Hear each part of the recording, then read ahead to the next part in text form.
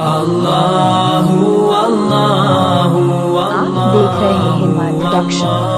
فاطمہ کی پیشانی پر بوسہ دیا، فاطمہ کو اپنے گلے سے لگایا۔ عائشہ فرماتی ہے میں نے اکثر دیکھا کہ جس جگہ اللہ کے رسول بیٹھا کرتے تھے، جب فاطمہ آتی اللہ کے رسول اٹھ جاتے اور اس جگہ پر اپنی لاڈلی بیٹی فاطمہ کو بٹھایا کرتے تھے۔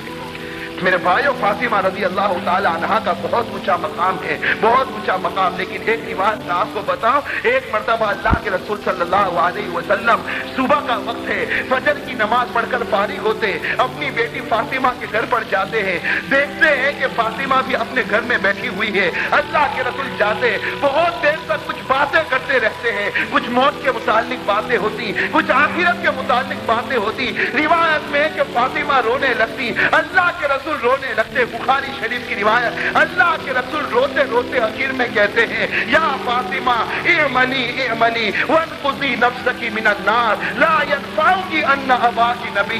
اللہ کے رسول اپنی لاڈلی کو کہتے ہیں اے فاطمہ دنیا میں عمل کر لے، دنیا میں عمل کر لے، اپنے آپ کو جہنم کی آگ سے بچا دے، کل قیامت کے میدان میں تو یہ کہہ کر بچ نہیں سکتی کہ میرا ابا نبی تھے۔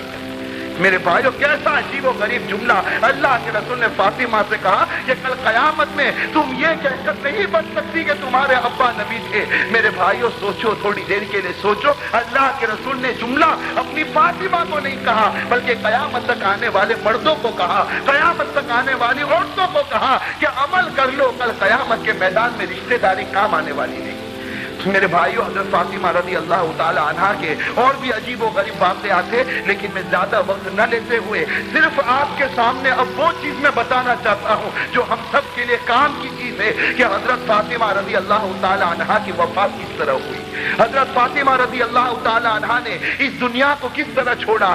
آپ کو معلوم ہوگا حضور صلی اللہ علیہ وسلم کی وفات کے ٹھیک 6 مہینے کے بعد حضرت فاطمہ رضی اللہ تعالی عنہا کا انتقال ہوا۔ اور یہ روایت بھی میں آپ کو بتاؤں، حضرت عائشہ فرماتی کہ ایک مرتبہ ہم ساری بیویاں بیٹھی ہوئی تھی، اللہ کے رسول بھی بیٹھے ہوئے تھے کہ تھوڑی دیر میں فاطمہ آتی ہے، اللہ کے رسول فاطمہ کے کان میں کوئی بات کہتے ہیں، فاطمہ رونے لگتی ہے، اللہ کے رسول پھر فاطمہ کے کان میں کوئی بات کہتے، فاطمہ ہنسنے لگتی ہے۔ عائشہ فرماتی ہے کہ مجھے سمجھ میں نہیں آیا کہ اللہ کے رسول نے کیا بات کہی کہ پہلے فاطمہ رو پڑی، پھر اللہ کے رسول نے کیا بات کہی کہ فاطمہ ہنس پڑی۔ حضرت عائشہ فرماتی میں نے پوچھا تو فاطمہ نے مجھ سے کہا کہ اللہ کے رسول نے میرے کان میں یہ کہا تھا کہ بیٹی کچھ دن کے اندر میں تمہیں تنہا چھوڑ کر دنیا سے چلا جاؤں گا، کچھ دن میں تمہیں اکیلا چھوڑ کر دنیا سے چلا جاؤں گا۔ فاطمہ فرماتی اس پر مجھے رونا آ گیا اور ہنسنا اس پر آیا کہ اللہ کے رسول نے کہا بیٹی فکر مت کرنا،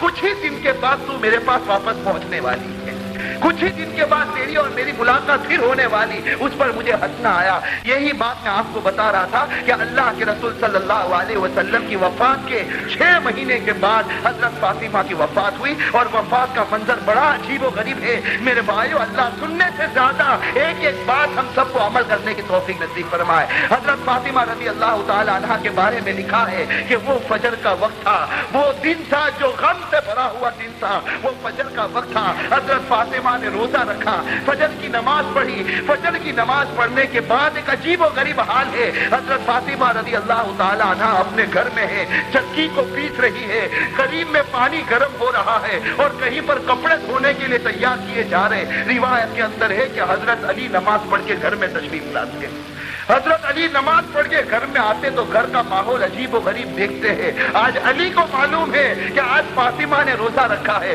حضرت علی دیکھ کر حیران ہو جاتے کہ فاطمہ نے آج روزہ رکھا اور کہیں پر پانی گرم ہو رہا، کہیں پر کپڑے دھونے کے لیے تیار کیے جا رہے، کہیں چکی پیسی جا رہی اور حضرت فاطمہ رو رہی۔ حضرت علی آگے بڑھتے اپنی بیوی فاطمہ سے کہتے ہیں کہ فاطمہ میری سمجھ میں نہیں آتا، کبھی تم نے ایسا نہیں کیا کہ آج صبح ہی صبح تم نے چکی پیسنا شروع کیا، صبح ہی صبح تم نے پانی گرم کرنا شروع کیا، صبح ہی صبح تم نے کپڑے دھونے شروع کیے، میری سمجھ میں نہیں آتا۔ روایت میں ہے کہ فاطمہ رونے لگتی ہے۔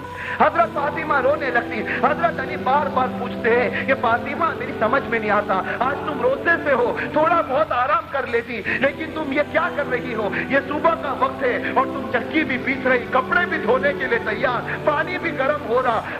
علی رضی اللہ تعالیٰ عنہ بار بار پوچھتے, فاطمہ کوئی جواب نہیں دیتی, فاطمہ رونے لگتی. جب حضرت علی بہت پوچھتے ہیں تو فاطمہ دھاڑے مار کر روتی اور کہتی ہے, اپنے شوہر سے کہتی ہے کہ رات کو خواب میں میں نے اللہ کے رسول کو دیکھا, رات کو خواب میں میں نے اللہ کے رسول کو دیکھا کہ اللہ کے رسول کسی چیز کو تلاش کر رہے, اللہ کے رسول کوئی چیز ڈھونڈ رہے. فاطمہ فرماتی ہے, خواب میں نے میرے والد کو دیکھا, وہ کسی چیز کو ڈھونڈتے ہیں, تو میں نے پوچھا کہ اللہ کے رسول, اے میرے والد تم کیا تلاش کرتے ہو؟ تو میرے والد نے کہا کہ بیٹی میں تجھے ہی تلاش کر رہا ہوں, بیٹی میں تمہیں ہی ڈھونڈ رہا ہوں. روایت کے اندر ہے, حضرت فاطمہ فرماتی ہے کہ میرے والد نے مجھ سے وعدہ کیا, بیٹی تم سحری مدینے میں کرنا, افطار تم میرے دسترخوان پر کر لینا, سحری تم مدینے میں کرنا, افطار میرے دسترخوان پر کر لینا. روایت میں علی جب یہ بات سنتے ہیں, جانتے ہیں کہ نبی کا خواب سچا ہوتا ہے. نبی جب خواب میں آتا ہے اس کی کوئی بات جھوٹی نہیں ہوتی.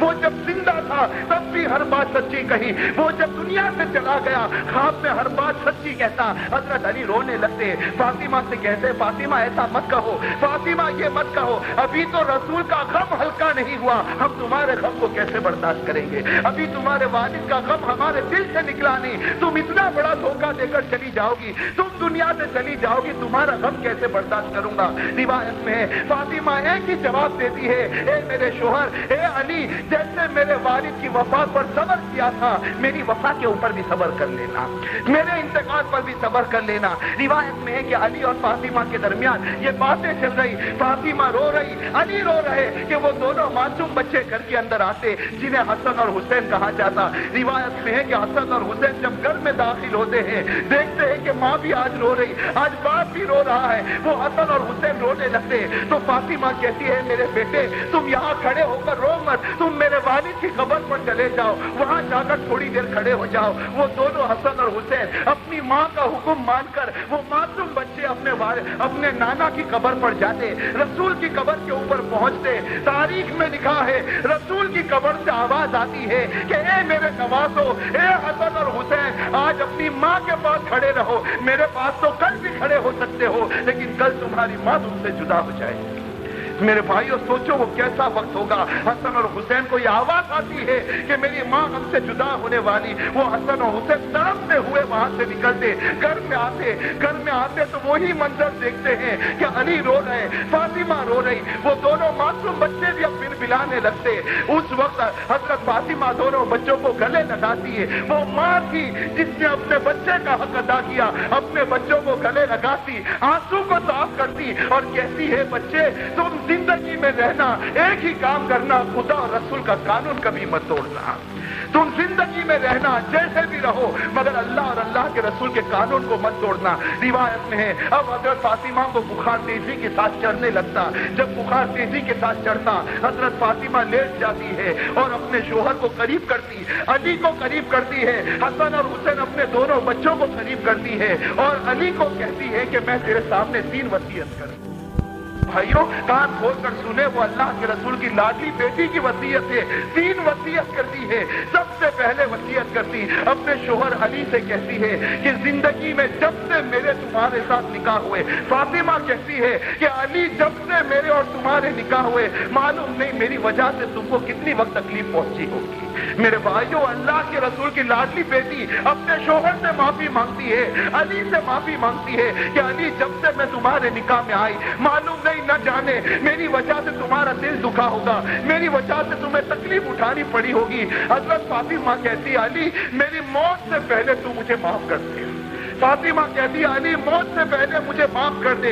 روایت کے اندر ہے علی رضی اللہ تعالیٰ عنہ رونے لگتے اور کہتے ہیں یا فاطمہ انا رجل معصور, کہتے ہیں فاطمہ تو مجھ سے معافی مت مانگ, معافی میں مانگوں گا. جب سے تو میرے نکاح میں آئی تجھے 2 وقت کی روٹی کھلا نہ سکا, जब से तू मेरे निकाह में आई तुझे 2 वक्त की रोटी ना दे सका, तू मुझे माफ कर दे। रिवायत के अंदर है फातिमा कहती, दूसरी वसीयत शुरू करती है, अपने शोहर से कहती है कि देखो मेरे बाद तुम्हारा जिससे चाहे निकाह कर लेना, तुम्हारा जिस औरत से इरादा हो जाए निकाह कर लेना, उसके पास रहना। लेकिन अपने शोहर से अपने मासूम बच्चों की तरफ इशारा करके कहती कि देखो तुम किसी के साथ भी निकाह कर लेना, लेकिन मेरे बेटे हसन और हुसैन की निगरानी करना। जब ये बालिग हो जाए, जब ये समझदार हो जाए, इनमें अकल आ जाए, फिर इनको खुदा के हवाले कर देना। ये दूसरी वसीयत थी। और तीसरी वसीयत मेरे भाइयों, हमारे बदन के बाल को खड़े करने वाली वसीयत हजरत फातिमा अपने शोहर से कहती है कि शोहर जब मेरा इंतकाल हो जाए, अली जब मेरा इंतकाल हो जाए तो मेरे जनाजे में किसी को न बुलाना। हजरत फातिमा फरमाती मेरे जनाजे में किसी को न बुलाना, अली तुम ही मेरे जनाजे की नमाज पढ़ना, तुम ही जाकर मुझे दफन कर देना, मेरे जनाजे में किसी को न बुलाना। तारीख में लिखा है कि जब फातिमा ये वसीयत करती है, अली अपनी जगह से खड़े हो जाते और हजरत अली कहते फातिमा तुम अल्लाह के रसूल की बेटी हो, तुम्हारा जब इंतकाल होगा मैं मुहाजिरीन को बुलाऊंगा, मैं अंसार को बुलाऊंगा, पूरे मदीने में ऐलान करूंगा, सारे लोग तुम्हारे जनाजे में शरीक होंगे। फातिमा कहती है नहीं अली, मेरे जनाजे में किसी को न बुलाना, इसलिए कि जिस वक्त मैं जिंदा थी उस वक्त किसी ने मेरे बदन को देखा नहीं। मैं चाहती हूं कि मौत के बाद भी कोई मेरे बदन को न देखे। मेरे भाइयों कैसा फातिमा का जज्बा। फरमाती जब जिंदा थी किसी मर्द ने मेरी बदन की तरफ निगाह नहीं उठाई, मेरे जिस्म की तरफ निगाह न उठाई। फातिमा कहती मैं चाहती हूँ दुनिया से चली जाऊं फिर भी कोई मेरी तरफ निगाह न उठाए। रिवायत में है फातिमा कलमा पढ़ती है और इस दुनिया से रुखसत हो जाती। लिखा है, तारीख में लिखा है कि जब हजरत फातिमा रज़ी अल्लाह तआला अन्हा का इंतकाल हो जाता, वो जनाजा जब घर से उठने वाला होता, अब 3 आदमी मौजूद है। जनाजे को कंधा देने के लिए एक अली का कंधा है, एक हसन का कंधा है, एक हुसैन का कंधा है। रिवायत के अंदर एक सहाबी जिनका नाम आपने सुना होगा, हजरत अबू जर गिफारी, वो किसी तरह वहां पर पहुंच जाते। हजरत अली फरमाते खुदा ने तुझे इसलिए भेजा है, आज रसूल की बेटी का जनाजा एक कंधा तेरे भी कंधे पर होगा। रिवायत में वो जब जनाजा उठता है तो आगे की तरफ में अली और हसन है और पीछे की तरफ में हुसैन और अबू जर है। ये जनाजा जब उठता मदीने वालों को मालूम पड़ता, घर घर खबर आती, पूरे मदीने में रोना शुरू होता। रिवायत के अंदर लिखा है कि जब फातिमा का जनाजा पड़ता है पूरे मदीने में रोने की आवाज आती, वो कब्र खोदी जाती है जहां अब फातिमा को दफन करना है।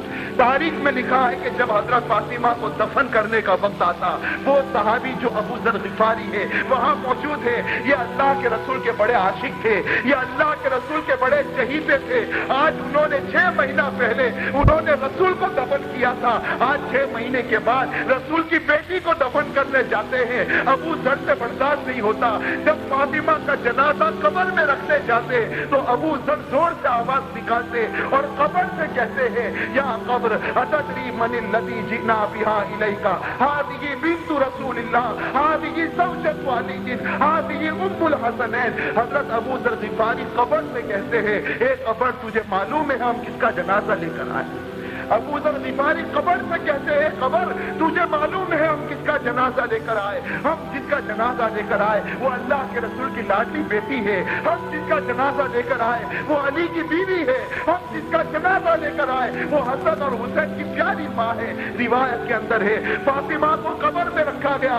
अबू जर ये जुमले कहते हैं, कब्र के अंदर से आवाज आती है या अबा जर हाज़ा लैसा बैतु नसबिन वला हसबिन। अंदर से आवाज आती है अबू जर यहाँ खानदान मत गिनाओ, ये कब्र है, यहाँ रिश्तेदारी मत गिनाओ, यहाँ बाप और बेटे का नाम मत लो, यहाँ शोहर का नाम मत लो, यहाँ तो ये बताओ कितना ईमान लेकर मेरे पास आए हो।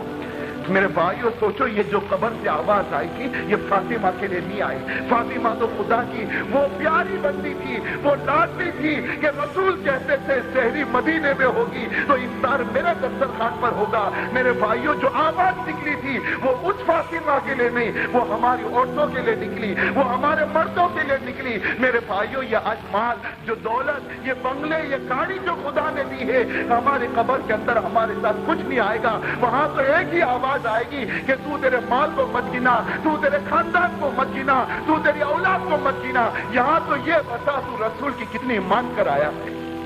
میرے بھائیو اللہ ہم سب کو عاشق رسول بنائے، اللہ ہم سب کے دل میں رسول کی سچی اور پکی محبت پیدا فرمائے۔ میرے بھائیو کامیابی کا ایک ہی راستہ ہے، وہی راستہ ہے جس پر فاطمہ چلی، وہی راستہ ہے جس پر حسن چلے، وہی راستہ ہے جس پر حسین چلے، اور وہی راستہ ہے جس کے اوپر صحابہ چلے۔ میرے بھائیو آپ صلی اللہ علیہ وسلم نے ایک مرتبہ لوگوں سے کہا کہ دیکھو اگر کامیابی چاہتے ہو اس راستے پر آ جاؤ، ما انا علیہ واصحابی، جس پر میں ہوں اور میرے صحابہ ہے اس راستے پر آ جاؤ، کامیاب ہو جاؤ گے۔ میرے بھائیوں آج ان واقعات کو سن کر اب ہمارے دل کے اندر وہ جذبے اٹھنا چاہیے۔ میرے بھائیوں اب تو اپنے دل کو جگاؤ، کب تک ہم غفلت میں پڑے رہیں گے؟ قرآن کریم کی اس آیت کو سوچو جس میں اللہ کہتا ہے الم یأن للذین آمنوا ان تخشع قلوبهم لذکر اللہ۔ قرآن کریم کہتا ابھی بھی اے مسلمان وقت نہیں آیا کہ تو اپنے دل کو بیدار کرے، آج تو اپنے دل میں خدا کی محبت کو پیدا کرے۔ میرے بھائیوں اس کا ارادہ کرو، ہمارے گھر میں جتنی خراب چیزیں ہیں، جتنی خرافات والی چیزیں ہیں، میرے بھائیوں ارادہ کرو ہم سب اس کو نکال دیں گے۔ میرے بھائیوں ارادہ کرو اللہ ہم سب کو سچا اور پکا بنا دے، اللہ ہم سب کے دل میں رسول کی محبت پیدا فرمائے، اس رسول کی محبت پیدا فرمائے جو امت کے واسطے تڑپا، اس رسول کی محبت پیدا فرمائے جو امت کے واسطے بل بلایا، اس رسول کی محبت اللہ ہمارے دل میں پیدا فرمائے جس نے اپنے پیٹ پر دو دو پتھر باندھے۔ میرے بھائیوں وہ رسول جو چاہتا تھا اس کی شریعت پر آ جاؤ، کامیابی کا ایک ہی راستہ، اور ارادہ کرو کہ اللہ تبارک و تعالی ہم سب سے گناہوں کو چھڑا دے۔ میرے بھائیوں جو گناہ کی ہمارے اندر عادت ہے، ہر آدمی جانتا ہے کہ کون کون سے گناہ کی اس کے اندر عادت ہے۔ دیکھو رمضان کا مبارک مہینہ ہے، اس میں ارادہ کر لو کہ اللہ جو گناہ میں کرتا تھا اب سے توبہ کرتا ہوں۔ میرے بھائیوں پکی سچی توبہ کر لو۔ مولانا جلال الدین رومی نے کتنا پیارا جملہ لکھا، اللہ کی طرف سے روزانہ آواز آتی ہے، 100 بار توبہ شکستی، باز آ۔ اللہ کی طرف سے روز آواز آتی، اے میرا بندہ اگر 100 مرتبہ بھی تو نے میری توبہ کو توڑا ہے، آجا میں میری رحمت کے دروازے میرے اوپر کھول دوں گا۔ میرے بھائیوں اس کریم ذات کے کریم ہونے کا کوئی ٹھکانہ نہیں، اس کے رحیم ہونے کا کوئی ٹھکانہ نہیں۔ وہ اللہ بڑا غنی ہے، بڑا غیور ہے۔ میرے بھائیوں ایک مرتبہ توبہ کر لو، خدا سے معافی مانگ لو۔ دیکھو مسلمان ہے، گناہ ہو جاتا ہے، لیکن ارادہ کرو کہ اب سے ہم ہماری زندگی سے گناہوں کو بند کر دیں گے۔ میرے بھائیوں ارادہ کرو، میرے بھائیو ارادہ کرو اللہ ہم سب سے گناہوں کو چھڑا دے۔ اور میرے بھائیو ارادہ کرو ہمارے رسول کے لیے ہزاروں نے نہ جانے کتنی جانیں دی، وہ حنظلہ نے نہ جانے کیسی اپنی راتیں قربان کی۔ میرے بھائیو ایک ارادہ کرو کہ اب ہماری شکل بھی رسول کی طرح بن جائے۔ میرے بھائیو روز کہا جاتا، روز ہم سنتے ہیں، حدیث کے اندر آتا ہے عن علمہ بما عمل، کہ قیامت میں پوچھا جائے گا، یہ 5واں سوال اللہ کی طرف سے ہوگا، عن علمہ بما عمل، اے میرے بندے بتا تجھے جو کچھ معلوم تھا اس پر تو نے کتنا عمل کیا اور کتنا چھوڑا۔ میرے بھائیو آج تو اللہ کا کرم ہے، ہم سے جان نہیں مانگی گئی، ہم سے پورا مال نہیں لٹانے کو کہا گیا۔ میرے بھائیو صرف اتنا کہا گیا اپنی زندگی ایسی بنا دے جیسے نبی کی تھی، اپنا چہرہ ایسا بنا دے جیسے نبی کا چہرہ تھا۔ میرے بھائیو اللہ کی طرف سے یہ رحمت کی کرنیں ہیں کہ نبی کا چہرہ بنا دو، خدا ہماری سیرت بھی بنا دے گا۔ میرے بھائیو ارادہ کرو صورت بنانے کا، انشاءاللہ خدا ہماری سیرت بنائے گا۔ اللہ ہم سب کو عمل کی توفیق نصیب فرمائے، دعا کر لیجیے۔ اللہم صل